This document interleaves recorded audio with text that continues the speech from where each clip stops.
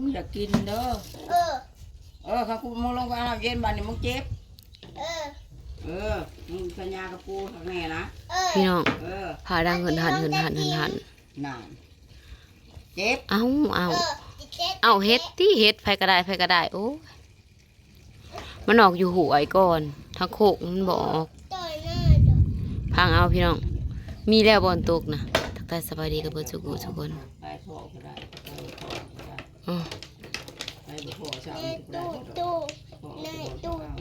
เบิ่งเอามันแหล่นะเบิ่งเอาความแตกต่างพี่น้องบอลแจ้งกับบอลมืด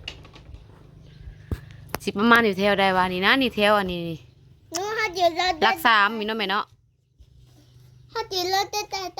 ลัก2ลัก3ลงไปแล้วอุ้มลงไปเมซี่อันนี้สบายดีปลุงอุ้มเอาน้ำไปส่งเอาสบายดีโลดอยู่หันอะไรก็เห็นอยู่ไปอุ้มน้ำไปซอยแม่ไปโอ้ยจะเป็นใส่ได้ร้านผู้ขานะใส่เก่งดูเก่งเห็นไหมรู้ไหมว่ามันบอกซื้อไปแล้วมันก็มาคนไปปั๊มมีสัญญาสบายดีงามๆจากมาคนนำไปแล้วก็มาคนนำไปแบบนี้ค่ะโอ้ยมันบอกซื้อไม่เรียบกะใจหายเลยว้าวเห็นมันเลยก็มันดูจนมันก็เอาไปนี่มันยังว้าวอยู่ว่าร้านนั่นดูถ้ากินน้ำจบจ่ายหน่อยกินน้ำจบไปกินน้ำจะเอาไปจ่ายหน่อยกินน้ำเลยจบกระดอกกระดี่แม่ก็บริหารเลยขี้อันยาว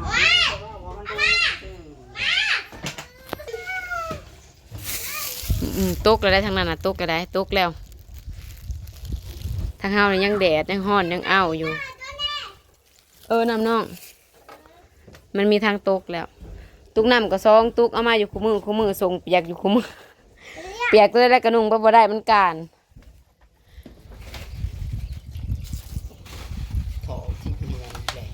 ยังได้บ่แล้วก็จังหาตุกมา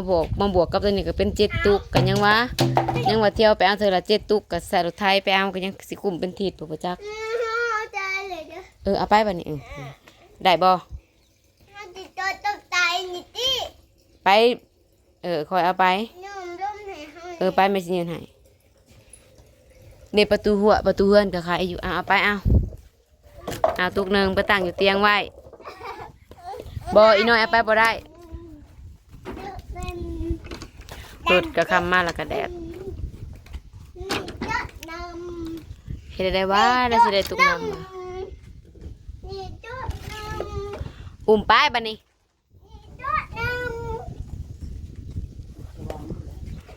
จักเอาไป2ตู้กับพ่อลูกแสงค่ำแล้วเขาบ่ได้อาคายบ่เนาะแสงค่ำเนาะ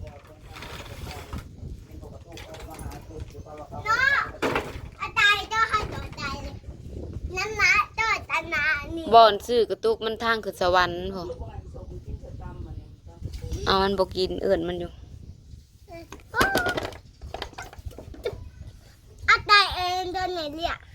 ทางเฮาน่ะเฮ็ดเถาพูนมันสิทำเฮ็ดนี่ว่าจะอุ้มไปฮอดแม่สิเอาเข้าเองดอกสู้นะไปอุ้มไปใส่แล้วไปเต้าแล้วมาดิห้องท่านนี้ยังบ่ออกเนาะแม่เนาะคันแถวห้วยม่วงออกกันเนาะเฮ็ดน่ะเนาะทางเฮาน่ะมันบ่ออกเฮ็ดมันดินมันเหนียวคันบ่พ้นตกหึมหับตัวนี้ลงไปให้แม่ก่อน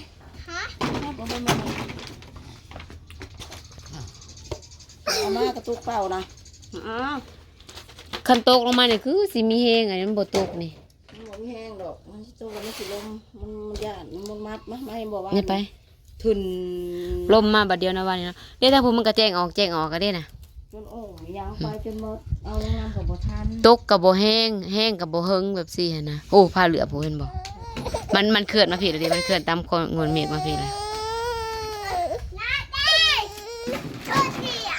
มึงอย่าออกนะ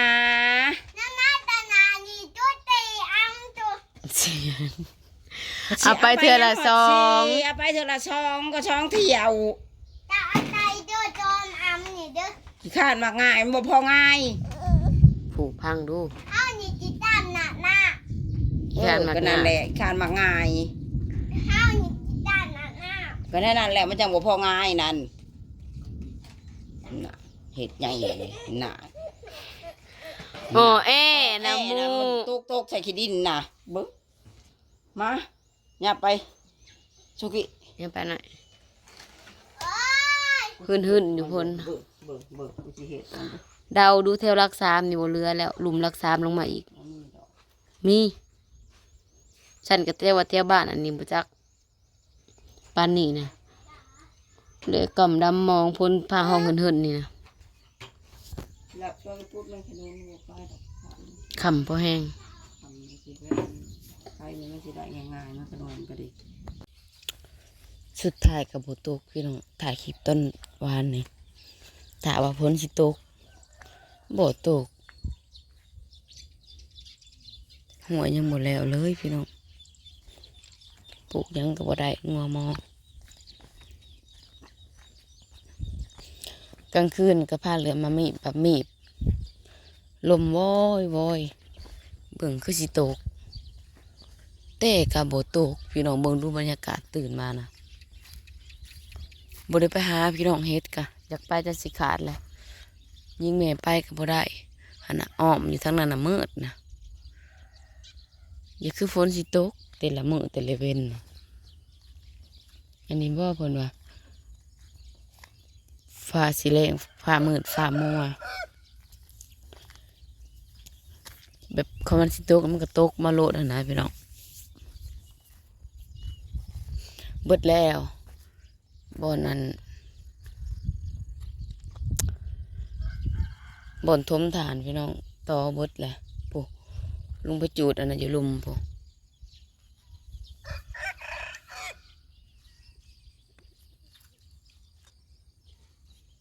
เบิ่งเอาบรรยากาศสิไปใส่ได้พี่น้องจนในลูกก็ตื่นพวกก็สิไปเฮ็ดเวียกจูดไปเบิดกับบ่ไม้แล้วก็ขึ้นมาคือเก่าของก้อนนี่จูดไปเบิดได้นี่พี่น้องมันหักบริทางออกตัวสี่กระดูกกระเดนะกันพันก็อย่าเพีกมันก็บริธรรมดาเด้อโอ้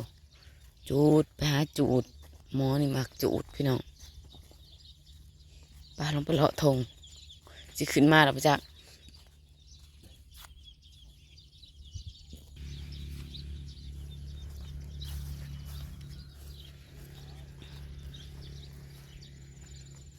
เริ่มงามขึ้นเลยได้ฝนตกไผก็คือยังบ่ได้ไทยหุดตะกะไว้พี่น้องพัวเฮาคือเละเบิดแหละ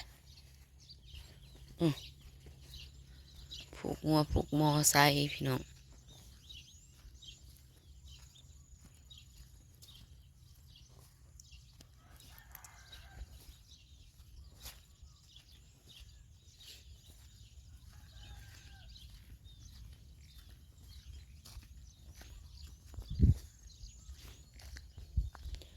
เฮ็ดปวกอะทางเฮาน่ะยังบ่ออกพี่น้องอยากลงไปหาอยู่ปะลูกไว้กับทะเมเราก็บ่หับ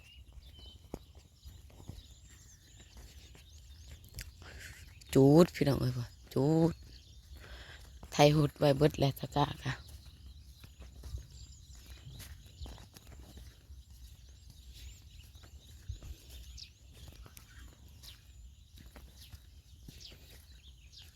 แต่สีดำหอดใส่แล้วปีนี้ดำคนเดียวพี่น้องจากสีได้หอดใส่เราเบิ่งเราส้มมันดูต้นอันนี้มันขึ้นหกอีกแหละผมมีเวลาลงมาหาเห็ดแต่มันจูด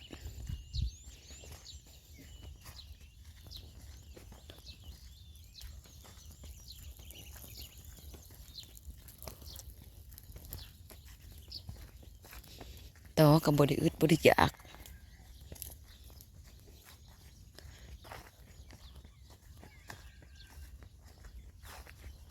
เห็นยังในแปลงทางรถไทย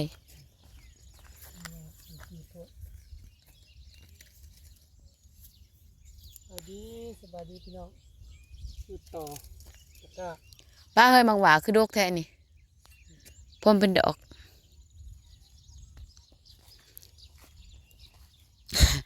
ตะกร้ากับใครทายใบเบิดถูกให้เลย ตีนยางไทยอีกได้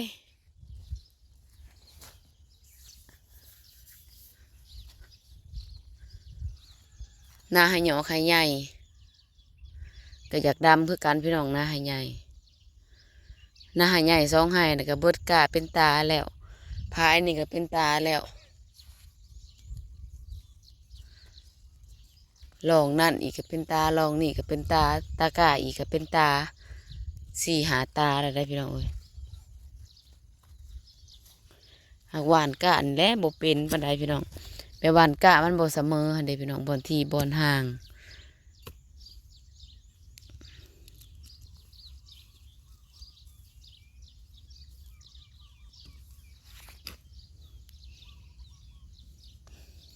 ห้อยตีนยางอีกได้โก้ยน้ำปรับไทยกับปรับเพราะแต่ซ้ำนี่บ่เป็นก้อนขี้ถอกขี้ไทยซ้ำ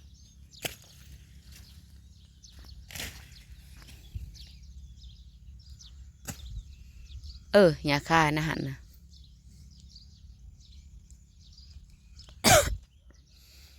โอ้เพิ่นขุดตัวนี้เพิ่นสิเอาออกได้บ่นอนนี่เนาะ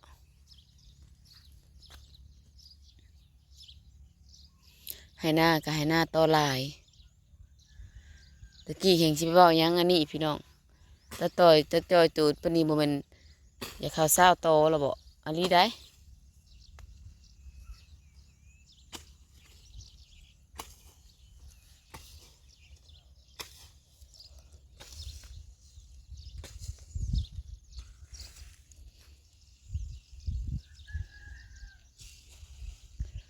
มื้ออื่นก็เพ่งไงพี่น้องมื้ออื่นก็เพ่งวันเพ่งเดือน6แล้วก็เพ่งแล้วก็เตรียมดับเดือน7ออกมาบัดนี้เอ้าคือไวแท้เนาะแห่งไวเขาพี่น้องมันสิไทยหุดอีกนี่ก็เป็นเดือนพุ่นแล้วนี่นะ นี่ละสองให้ ว่าจะตกกามันก็เริ่มไทยเลยแหละหุดนี่ เริ่มวันนี้ยืดไทยเป็นประจำพี่น้องเลยให้ตอนมื้อพัดมือตอนเช้าตอนแรกมือละให้ตอนเช้าให้ตอนแรกให้ห้าพอบริยืดไทยกิน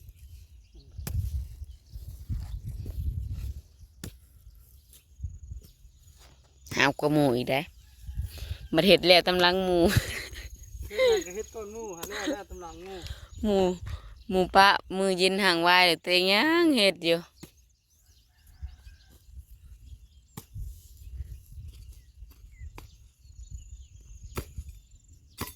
เฮ้ยบอนเจ้าอันนะเจ้าคือบัวพันเนาะแค่ตัวหลักซากอย่างตัวจะจูดนะในเทิง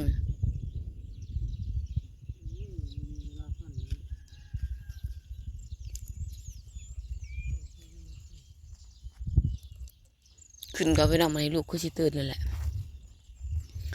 ฝากเบิ่งฝากชมเป็นกำลังใจให้เด้อพี่น้องฝากเบิ่งฝากชมในพอได้เงินซื้อน้ำเมือกน้ำมันไทยไทยนาพี่น้องคิดว่าสิได้คิดว่าเดือนนี้สิถึงยอดบ่ถึงพี่น้องเอ้ย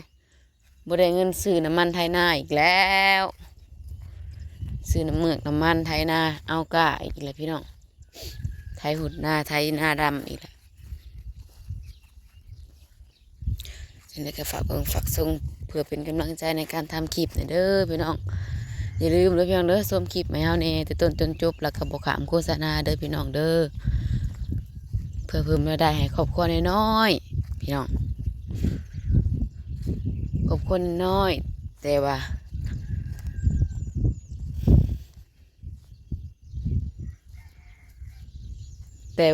อีหยังวะจักสิว่าอีหยังวะว่าบ่เป็นซะพี่น้อง